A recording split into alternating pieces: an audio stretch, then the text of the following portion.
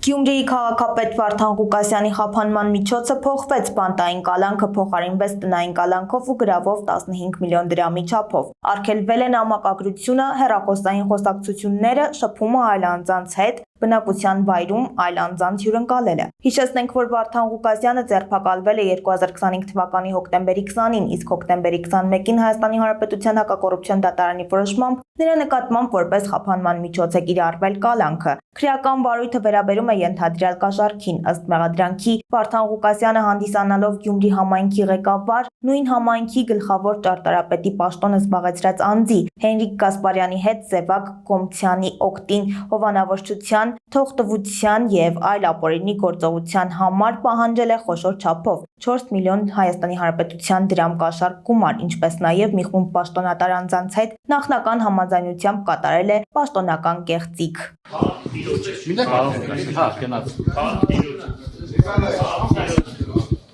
Սպասեմ,